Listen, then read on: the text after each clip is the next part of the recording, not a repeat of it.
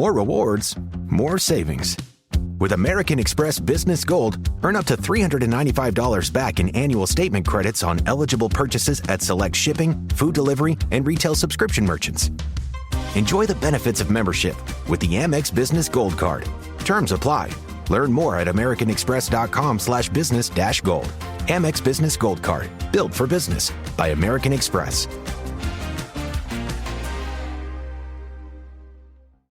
This episode is brought to you by State Farm. From your morning podcast to your afternoon playlist, State Farm knows you personalize your entire day. And that's why State Farm helps you personalize your insurance with the State Farm Personal Price Plan. It offers coverage options that help protect what you care about most at an affordable price just for you. Like a good neighbor, State Farm is there. Prices vary by state. Options selected by customer. Availability and eligibility may vary. I definitely wanted to have my dad's DNA, not just because he was somebody who could, bike across the country in his 60s, but just because I just admired him so much. And I didn't have him physically anymore. And so I did want to have his DNA in me and kind of like carry on his legacy. And it meant a lot to my children.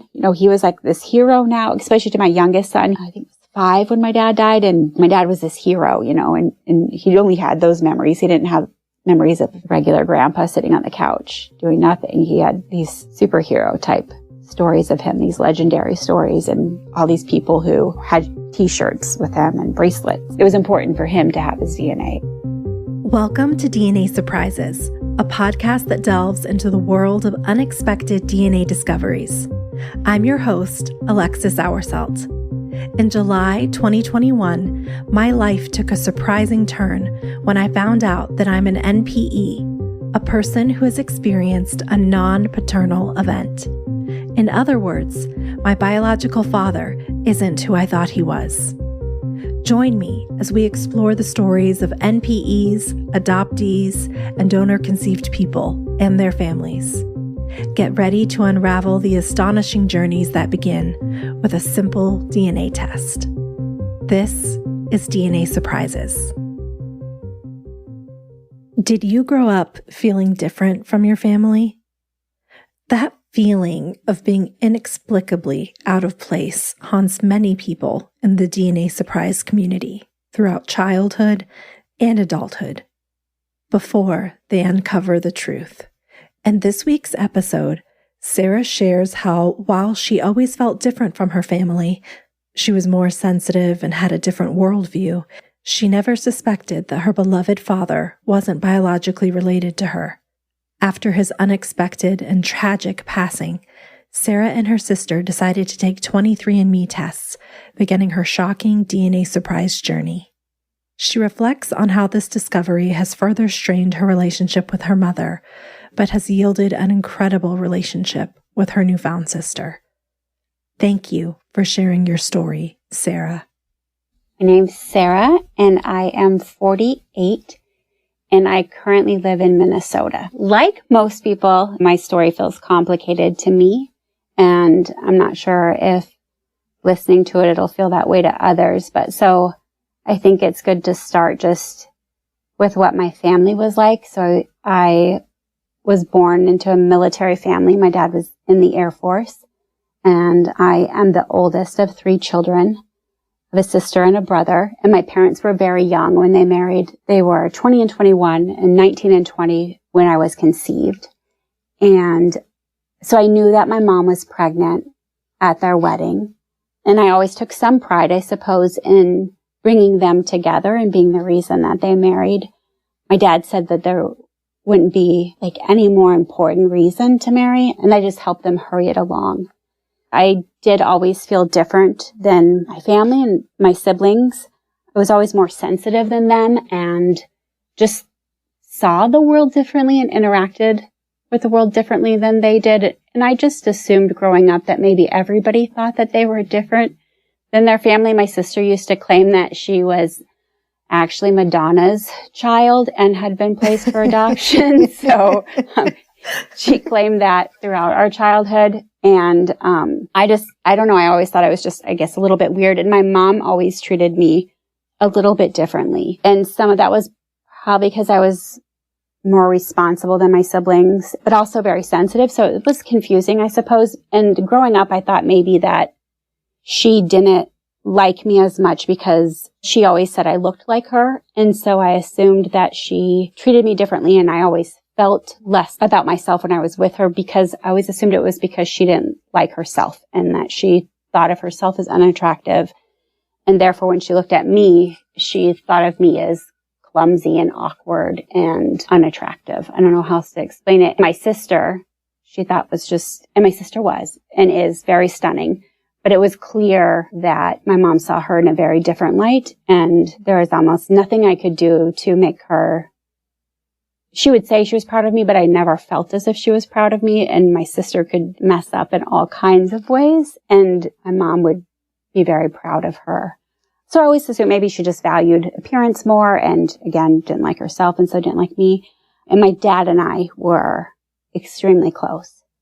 And so this is where I am a crier, just to warn you. I cry easily and freely. So I probably will cry talking about this. That is okay. That's good. We're pro crying around That's here. Right. Good. And so I'm comfortable with this. So if it's like all messy and snot and tears are mixing up together, I'm used to it. So my dad and I were very, very close. And sometimes my mom seemed also a little bit jealous of that and would say that we would gang up on her. And we would. And he was my favorite person ever. And I always felt like I was probably his favorite person. And we did like a lot together. Even at 13, he took me to see the Tour de France. I mean, in my 20s, we ran together, went to concerts together. He walked me down the aisle for my wedding I had my uncle reading a poem that my dad wrote for me when I left for college. Just like very special. And so in 2017, my husband and I got Ancestry because my husband wanted to make sure that we weren't related, even though it was really too late because we were married and had 3 kids. And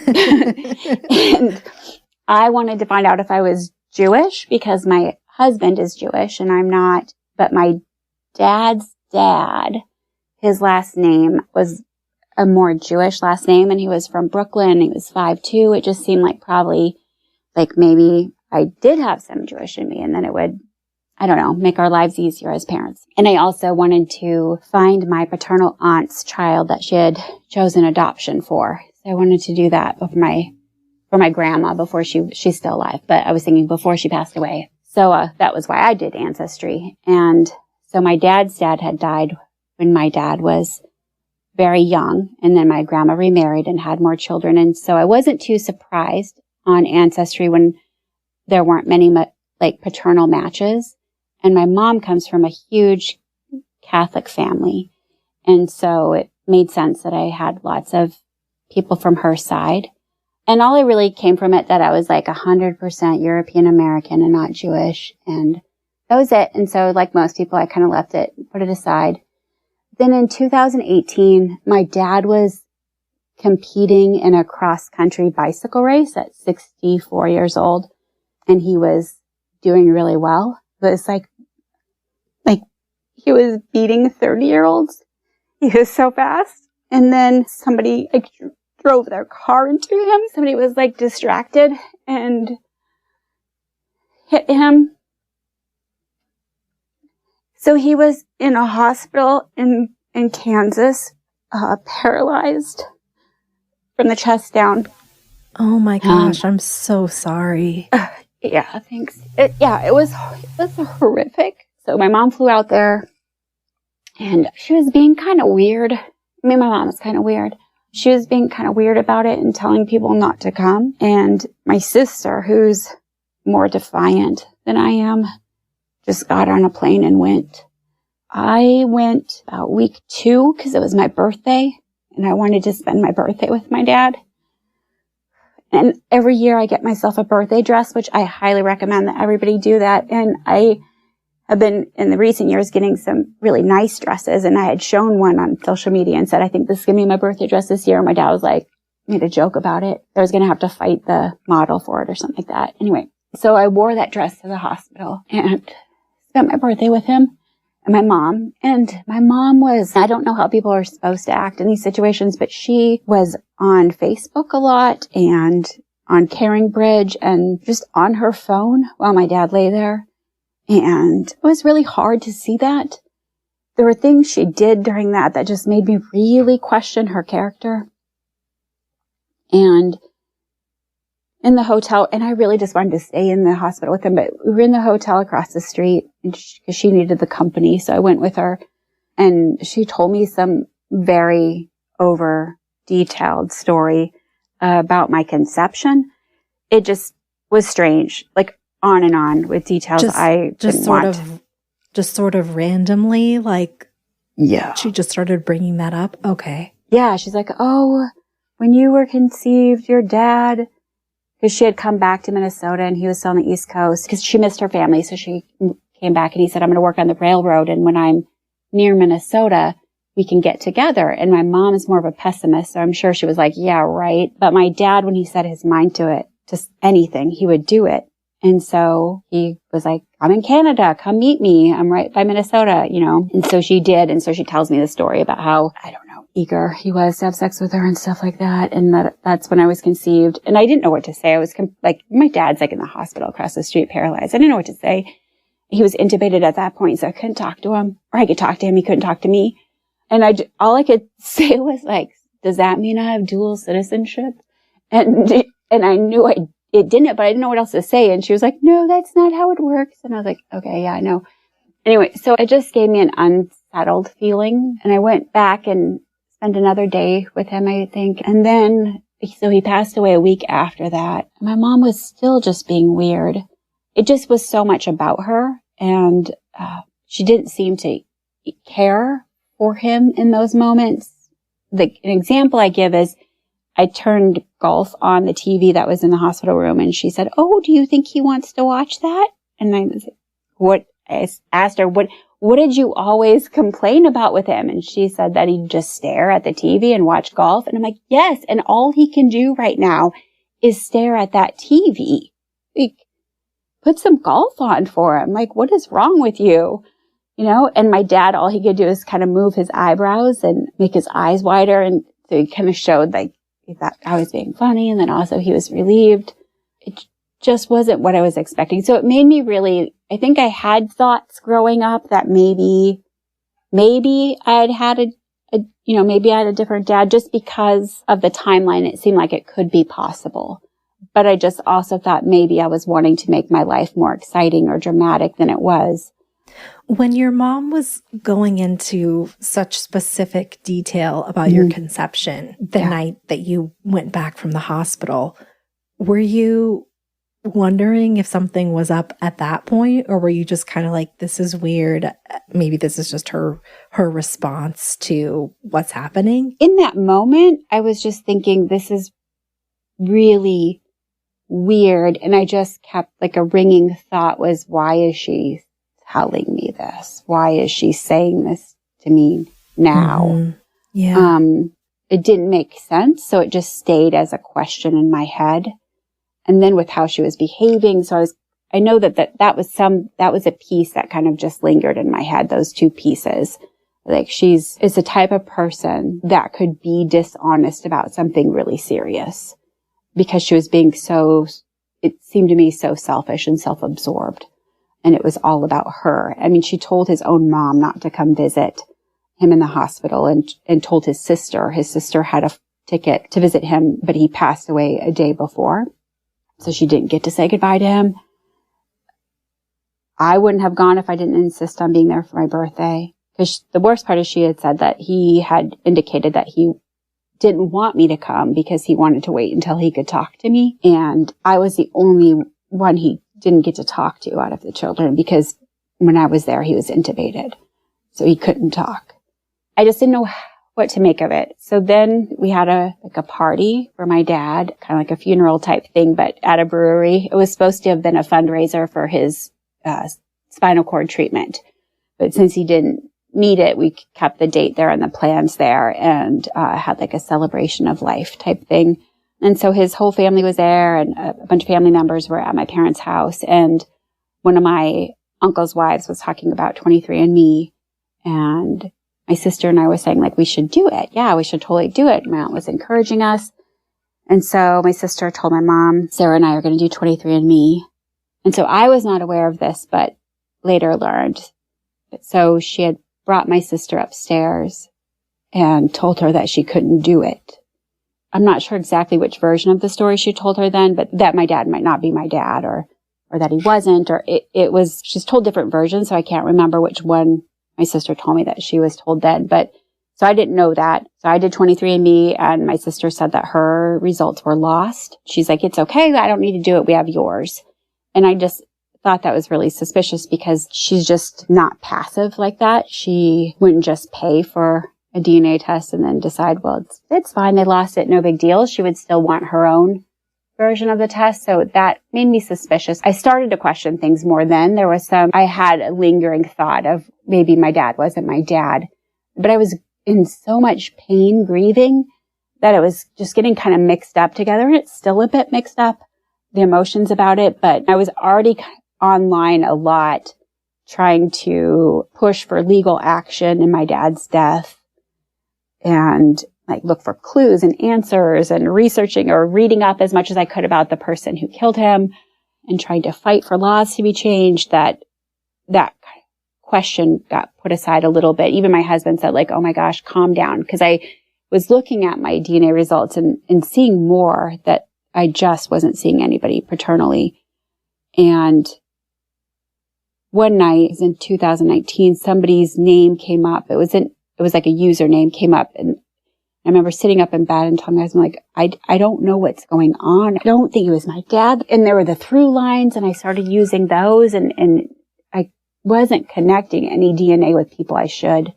But my mom's side, I could go back 10 generations, and I'd share DNA with somebody. And so I was telling him that, and I'm like, and there's this person here, and I don't know who they are, and I share a lot of DNA with them. And he was like, oh my gosh, calm down. You're never going to sleep. Just like, your dad was your dad. It's okay. Just like, calm down and try not to think about it right now. So I did stop thinking about it. I focused more. I had a memorial built for my dad. When cyclists are killed, they put a ghost bike up, which is just a white spray painted bike. And I didn't want that for him. I wanted something more elaborate, and something that included his image and where he could be seen. And so I hired an artist to make a sculpture that was placed in Kansas near where he was hit. So that I put most of my time and energy and grief into that. Once that was done, in kind of the years to follow it, and as my grief became more manageable, I started looking closer at Ancestry and 23andMe. And that one name that I didn't know who they were, and I shared so much DNA with, it had disappeared, and I completely forgot about it.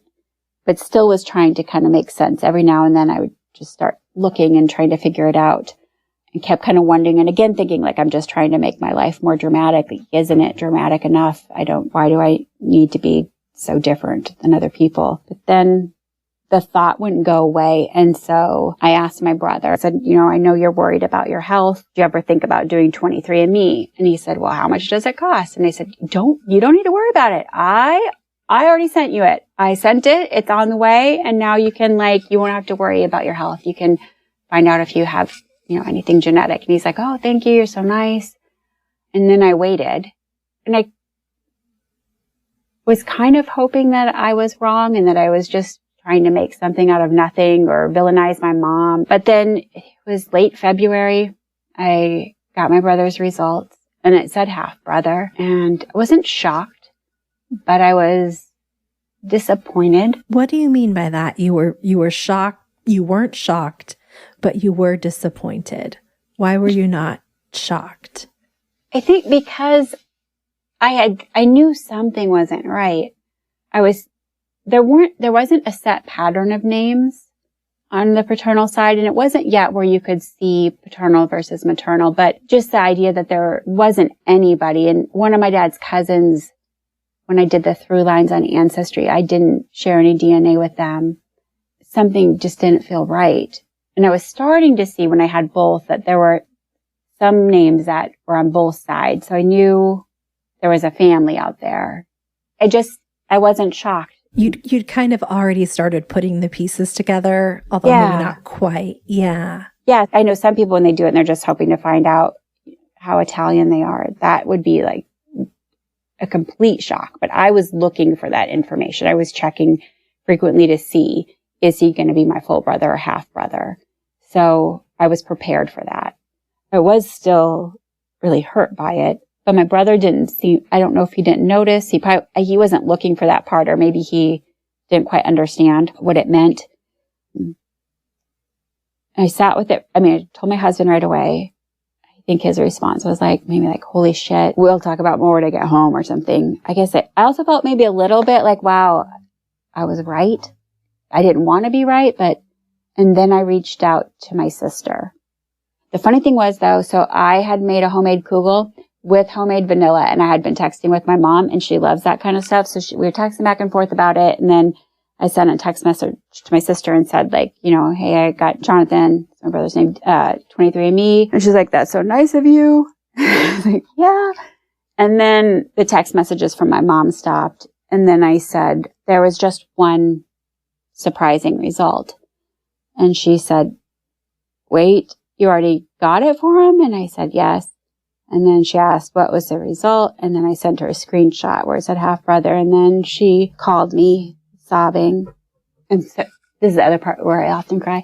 And she felt horrible. My mom had made her keep that a secret for 4 years. And my sister and I were very close. So it broke my heart that she had to do that. And she was apologizing for crying. She's like, I'm so sorry. This is about you. And I'm so sorry. You shouldn't be making me feel better. I should be making you feel better. I'm so sorry. I'm so sorry. How did you feel when you realized that your sister had known for 4 years before, telling you? Obviously, it doesn't sound like you were upset with her or anything, but I'm just curious how you felt when you learned that. In that moment, I mean, I think I knew, because part of my suspicion also came from her not doing 23andMe. So I thought maybe she might have known. And there were a couple conversations we had, which at the time weren't suspicious completely, but we were walking into TJ Maxx and she had said, well, and we were talking about it, and she said, well, would you even want to know? And I used some morbid humor and said, well, yeah, because then maybe I'd have a dad that's still alive. Because we always jokingly compete with each other. I just had more compassion for her because I knew she wouldn't want to do that. I knew she wouldn't have chose to lie to me. I wouldn't have, if I were her and she were me, I would have told her, but we're different. So she came over to my house and we talked, and she told me this story that my mom told her. And again, there were different versions, some that they kind of knew that maybe my dad wasn't, but then there were also ways where she indicated that they knew that he wasn't my dad. And I think I tried to make everything okay. And I said, it's okay. I'm sure she didn't want to tell me because she didn't think that I would be too devastated. And I'm sure she was worried about my feelings. And the hard part was my sister looked me right in the eye and very sincerely and compassionately said, no, it never was about your feelings. That didn't even come up. And I was a little bit shocked when she said that.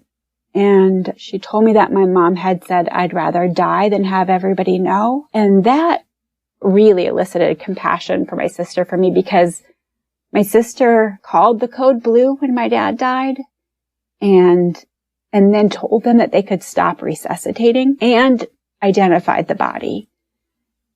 And that was a week maybe before that party at my parents' house when my mom told her she couldn't do the DNA test and said, I'd rather die than have everybody know.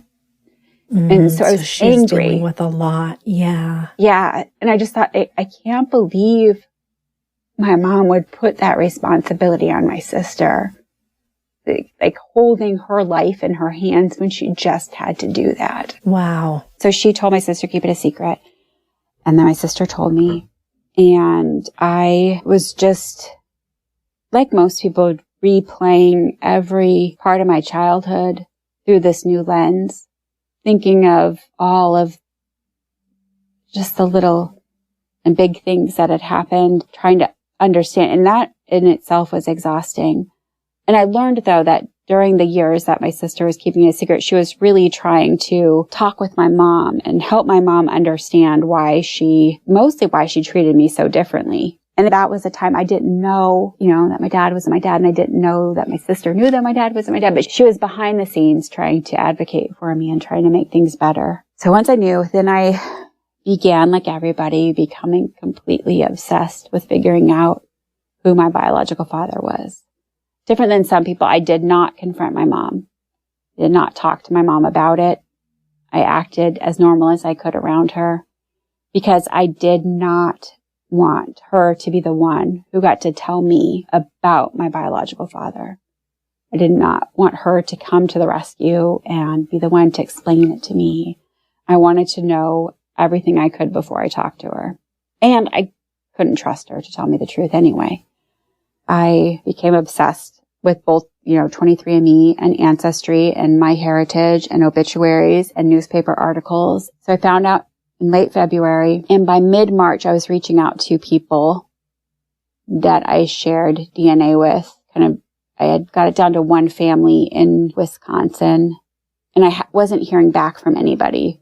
And so I went back and was looking through newspaper.com or whatever it is and saw that the person, so I came across, before that, I'd come across a graduation commencement announcement, and one of the men from the family who was around the right age, it said that he was graduating from St. Cloud State, which is in Minnesota, and which is where my mom is from, and the years that he was in college fit for that. So I figured he was probably my biological father, and I saw pictures, and then I knew he was my biological father. How did you feel when you saw him and put the pieces together? My heart hurt a bit, like other people describe, to see my face on somebody else's face.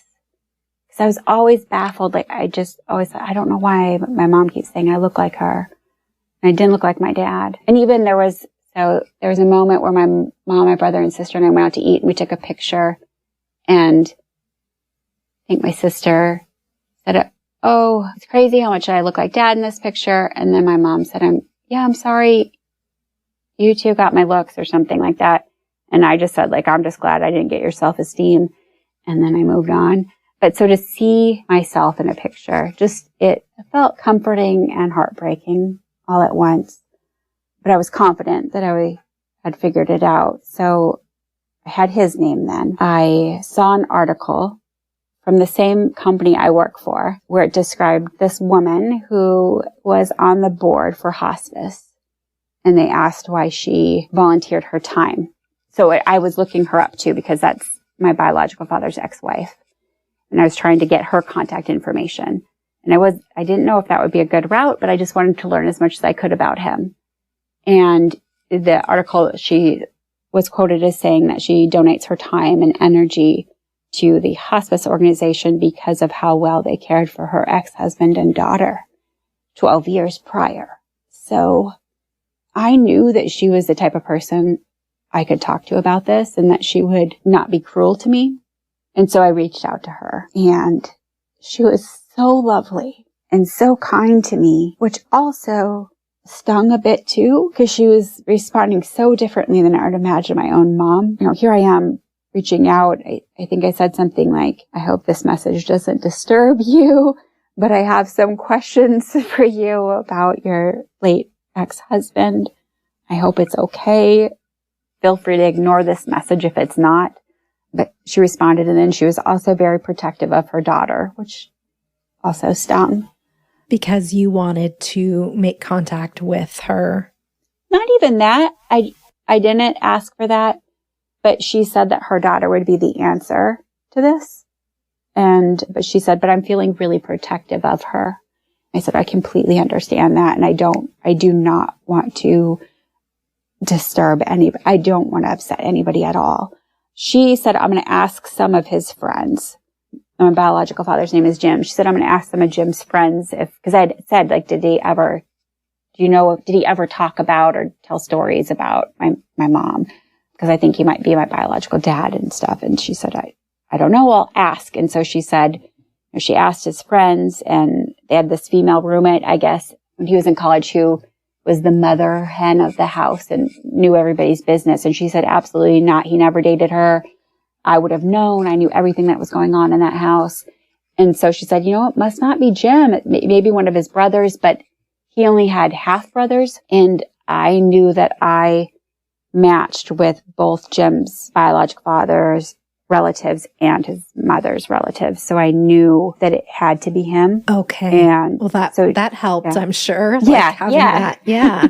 And the same thing that kind of made it hard for me to know that my birth certificate dad wasn't my dad was the same kind of dynamic that made it easier for me to figure out who my biological father was, because Jim's father died when he was a baby and his mom remarried and had more kids.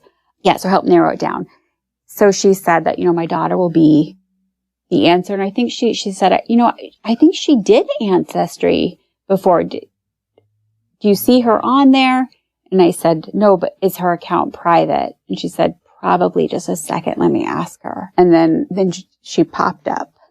And it was the name I had seen in 2019 that freaked me out so much. So I was right. So Jim was my biological father because Jamie came up as my half sibling. She is the only child of her mother and father.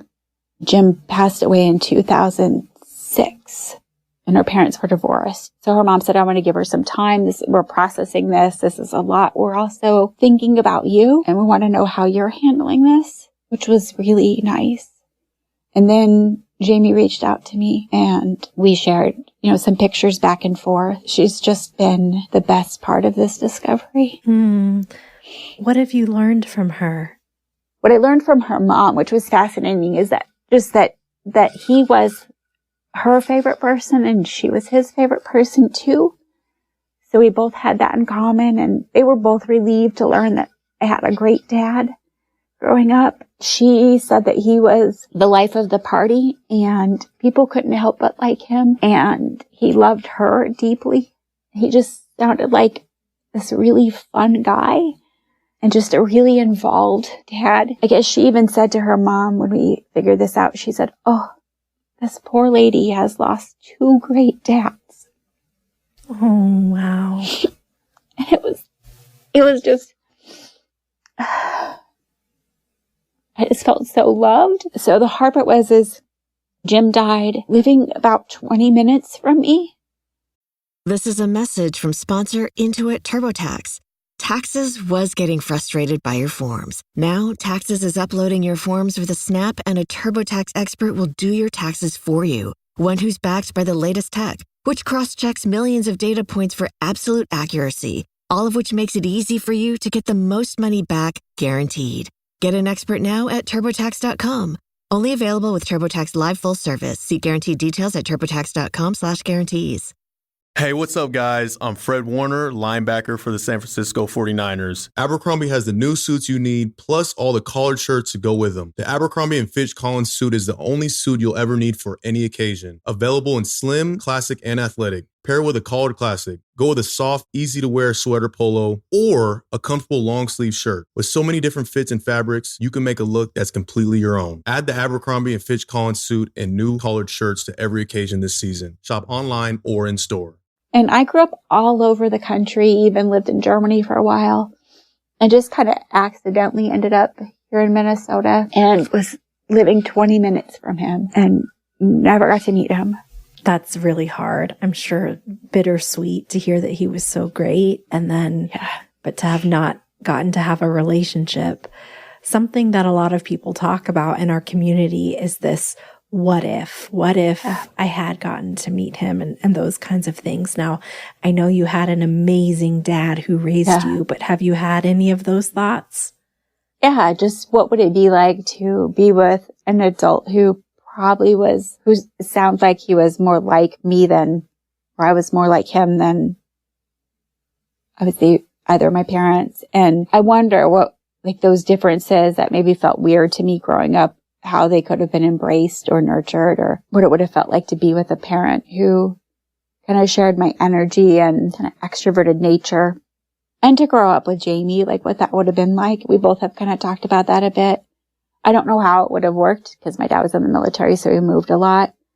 So I talked with her in April of 2022. And then we met in July and I've been spending time. But so I eventually had to, because I had been reaching out to some of my dad's family, because what I wanted to know the most was, did my dad know? And actually the first thing my sister said to my mom, when my mom pulled her up to the room in their house that day, was she said, Sarah will never believe that dad knew. Is that true? Do you believe that he didn't know? That is my belief. I know that I don't know and I can't know, but I wanted to know. And I would have found a way to make it okay either way. My husband jokes, when my dad was alive, my husband would joke that even if my dad had murdered somebody, I'd be like, well, I'm sure it was the right thing to, like, I would just defend him no matter what. And my dad just laughed at it because it's true. I just would make it not wrong. But I wanted to know because he was the one person I wanted to talk to about it and I couldn't. And so I did reach out to family members. I reached out to my aunt, his sister, and said, did my dad ever question my paternity? And she's like, no, sorry, you're one of us. Fran was on the phone with, that's my grandma's name. She was on the phone with while you were being born in the delivery room. You're sorry. Hate to tell you that. And she said, why? I said, I just wondering, no big deal. Reached out to one of his best friends and everybody said he never mentioned anything. It never came up. Even people who went through similar things. My aunt's husband had found out that his dad wasn't his dad. So I asked him because I figured maybe my dad would confide in him and he said no. He said no, but do 23andMe and maybe you'll find out. And I said, I already know. So eventually I did need to tell my mom. I'll read the email I wrote her. So it was in the end of April. I said, Mom, I know that Jim was my biological father. I'm not interested in hiding this, and I choose to continue to live my life with honesty and authenticity. I am not ready to talk with you about this, and I beg that you respect this boundary. I have spoken to Kelly, Jonathan, and my children. Jonathan's my brother. I reached out to Robert and Lisa's my aunt and uncle in an effort to find out if Dad knew. I do not believe he did, because I wanted her to know who I had told, because I thought that was important. I do not believe he did. And I wanted her to know I wasn't doing it to gossip either or to make her look bad, but it was just in an effort to find out if he knew.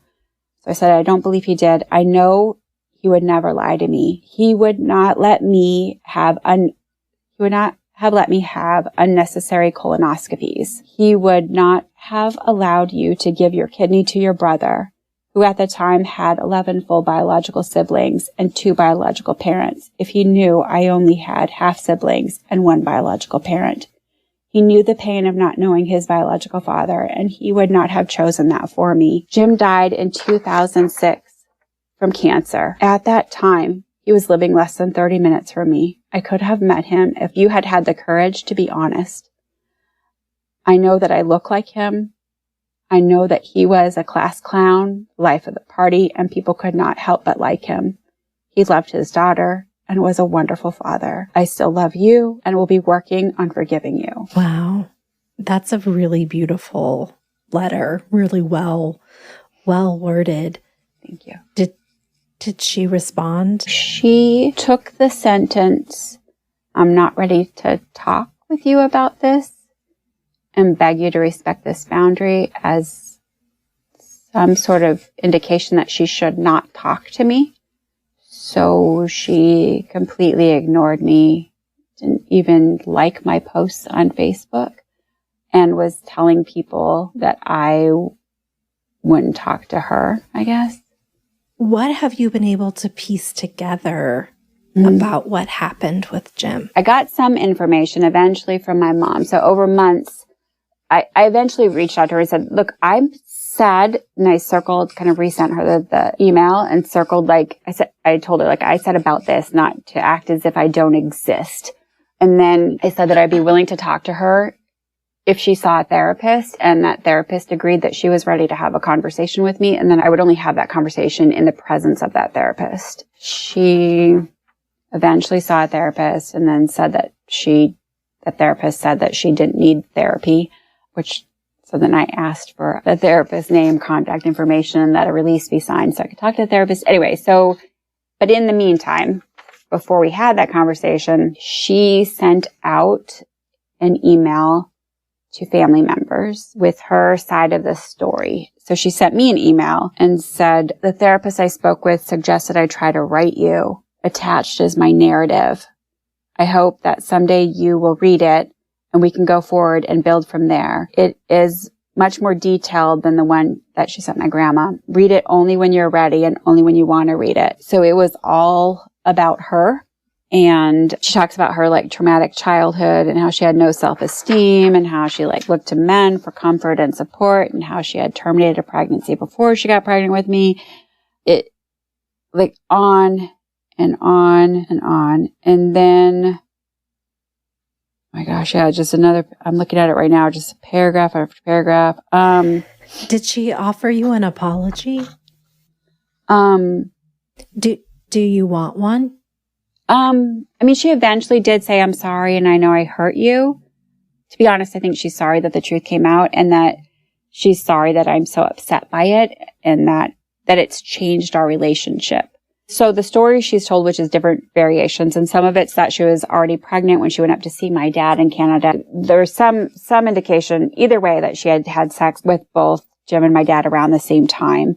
I think gathering from what my sister said is like probably she was already pregnant when she went up there. She's told my sister something about her breast size or something that they were bigger. I mean, it just has been really bizarre. She then claimed that like she said things that made no sense, that she reached out to him, to Jim, to tell him, but he never got back to her. And I just had to ask her, I don't know what that means in the 70s. Like, what do you mean reached out to somebody? Did you have his address to mail him a letter? Like, what does that mean? And then she came up with a story that she flew out with me as a baby to Minnesota and that went to the bar he was working at and that he said he needed to talk to somebody, his sister or mom, and then he'd get back to her. And then she decided to go back to Florida where we were living at the time before he got back to her. And then he never reached out to her and she doesn't know why. So in the end, her story was that my dad lied to me my whole life and that my biological father wanted nothing to do with me. So she maintains that your dad knew and that Jim also knew and just didn't want to be involved. Do you believe that? No. It doesn't, to me, make sense either, because it would also mean that neither of them told anybody. Like the idea that, and they don't have the same investment that she does to keep it a secret, but that somehow both my dad and my biological father told nobody. And even so, when Jim was dying, he and his ex-wife had this 2-hour heart-to-heart talk, and it never came up. And I also, just from what I understand from Jamie, the type of dad he was, I just think he would have wanted her to know that there was somebody else in the world for her. Like there was another family member for her. And I would hope that he would also, he was only 53 when he died of cancer. I would also hope that he would have wanted her to find me to let me know that I could be at risk for cancer too. You know, I just think he would have.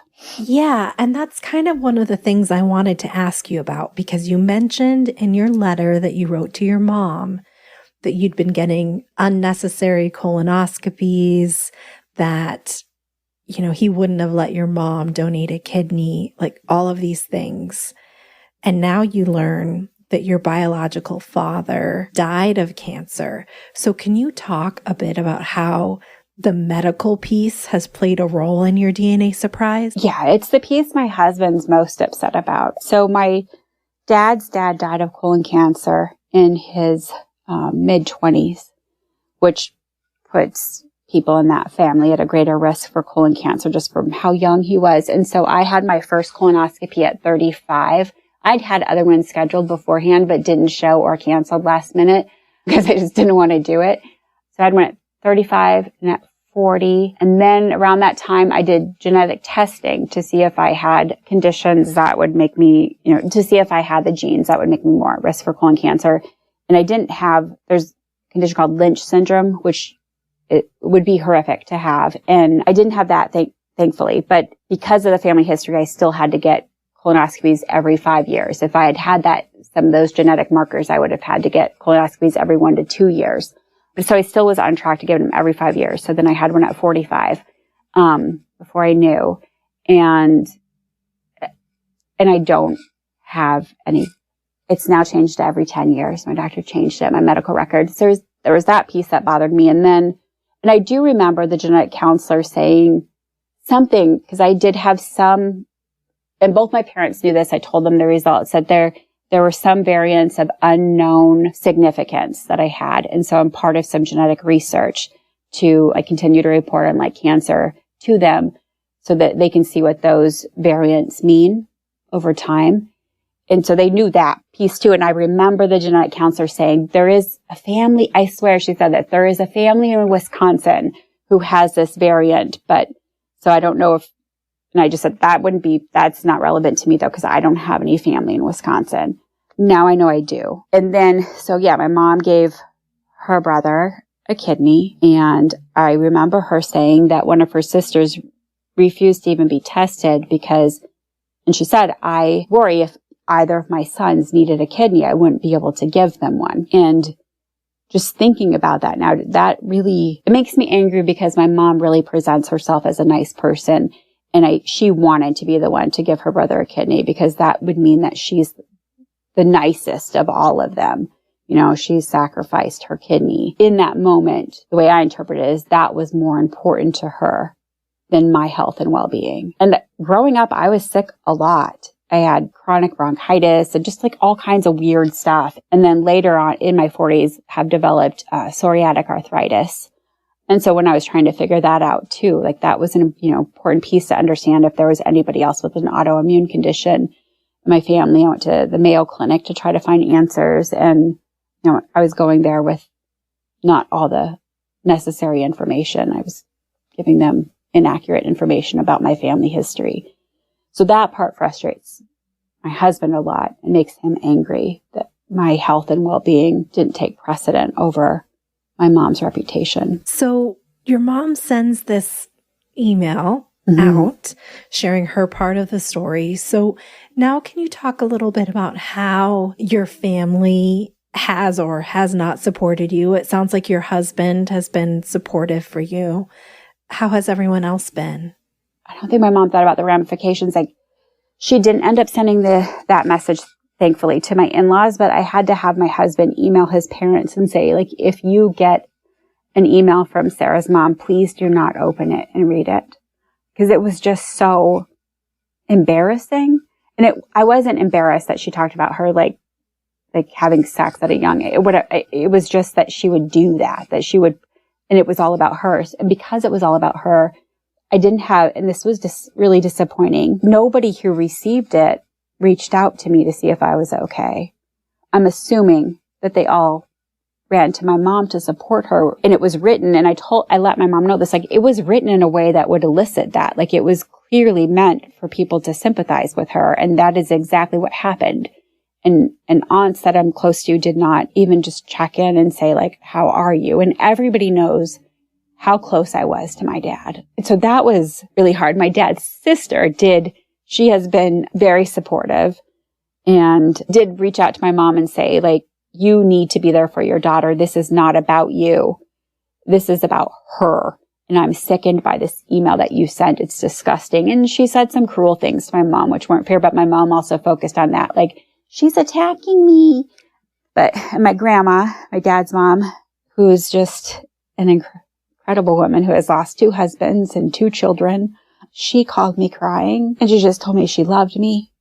And she's been able to really talk about how my aunt too, just how conflicted they feel. They feel like my aunt feels like my dad was this free spirit that was tricked into marrying my mom and settling down and joining the military so he could pay for these kids that they were having. And then she didn't like how my mom's email to everybody was that she was saying things about my dad, who's no longer alive and not able to share his side of the story, that she was claiming that he lied to me. She's been on my side, but they've talked about how conflicted they feel, that they wish that hadn't happened to my dad and that it hadn't happened to me, but also that they're glad that I'm in their family.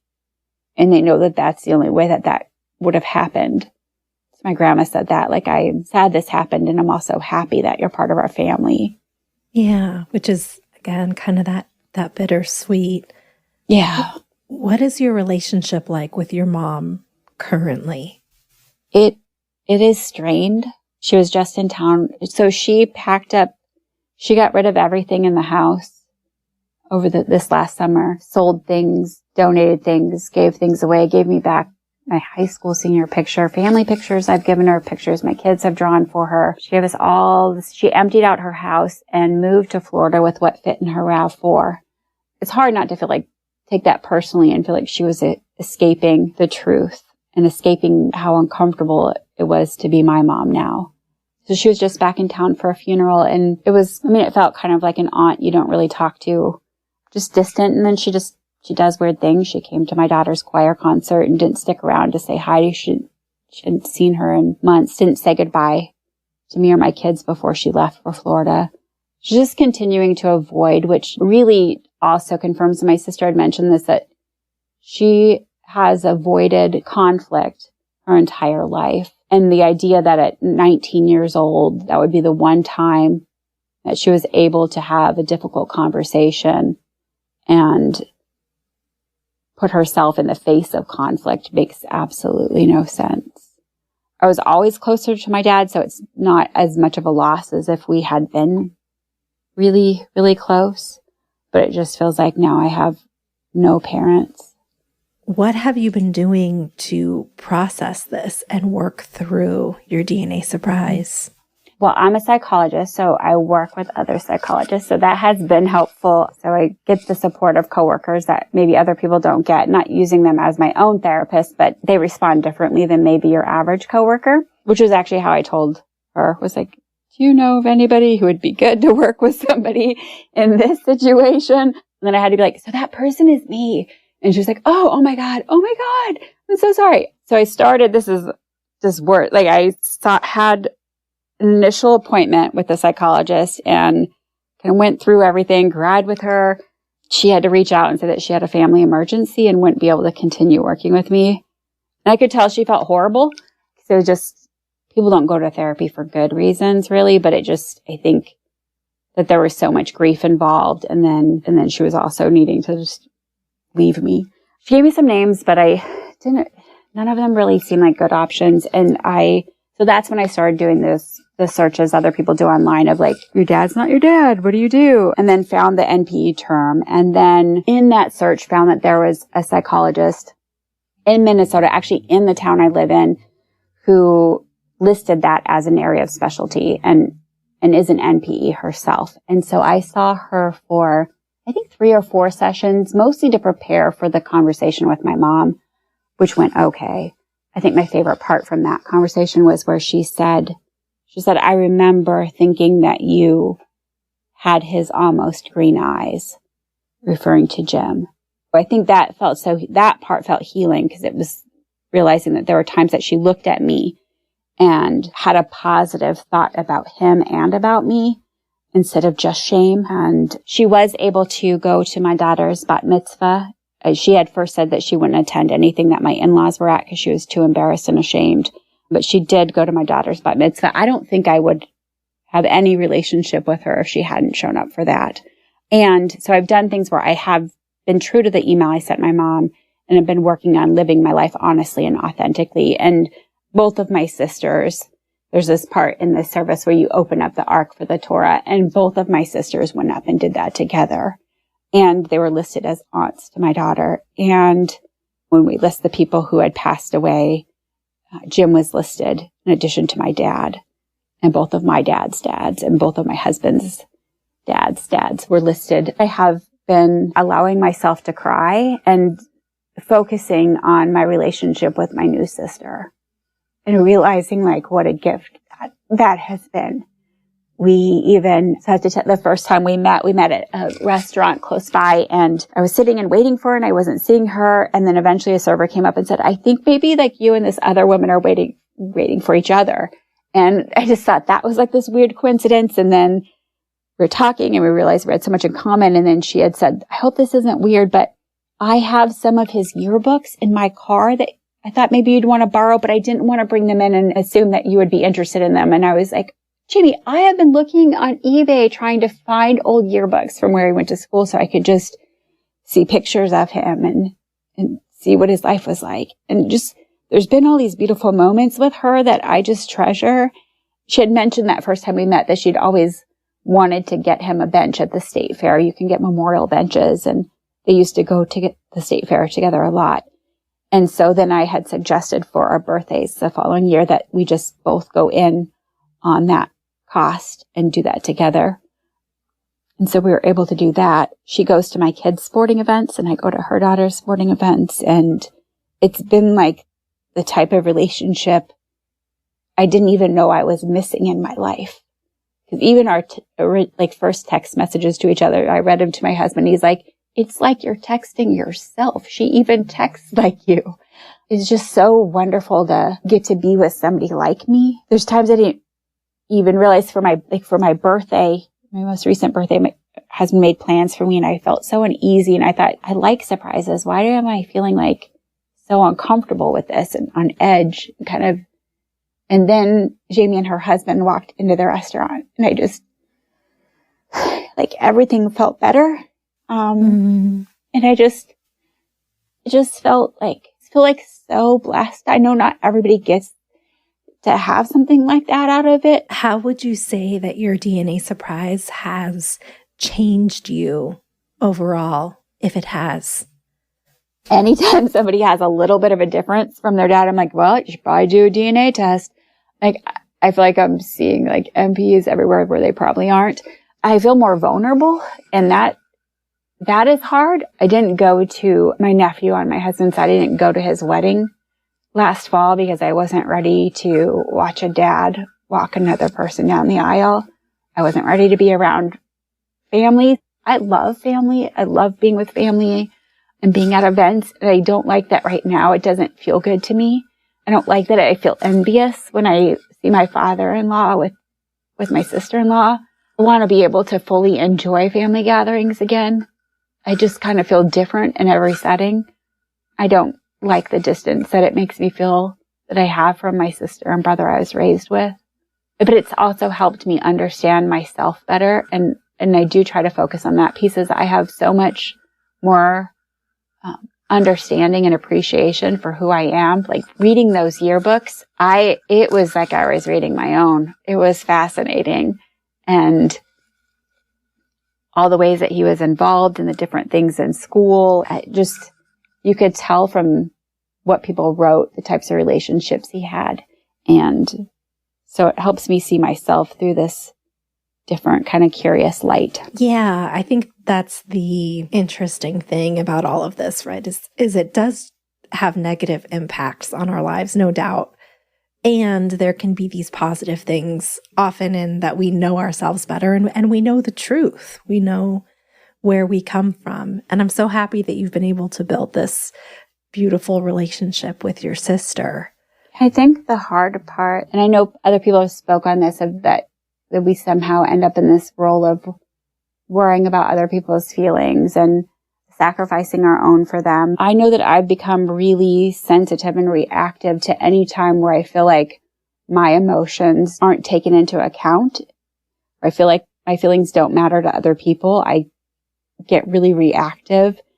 I'm guessing other people have that same kind of bigger emotional response to that than in the past. And then also feeling protective. Like I don't want to hurt the sister that I was raised with. And so I wouldn't want her to see. Sometimes I worry about if she knew how much time Jamie and I spend together, or if she saw us together, that she would feel really hurt. Because part of our identity growing up was how close we were. Yeah, it's tricky. I think we still feel that urge to protect people, even though, you're well within your right to pursue a relationship with your sister and any other family members. What advice do you have for a parent who is keeping a DNA surprise from their child? Tell them. I think we can lie to ourselves as parents and think that the things that we keep from our kids, we're keeping it for our kids' sake because we don't want to hurt them. But the truth is that it's that we don't want to have to manage the emotions that surface from them. And so we're really just protecting ourselves by keeping secrets from them. And what advice do you have for someone who just uncovered a DNA surprise? allow yourself to feel all of the feelings. Somebody once told me we get to be as happy as we allow ourselves to be sad. And I believe that's true. If you can embrace all the hurt and pain and anger that comes with it, then you're better able to see the blessings and the joys that are there as well. I love that.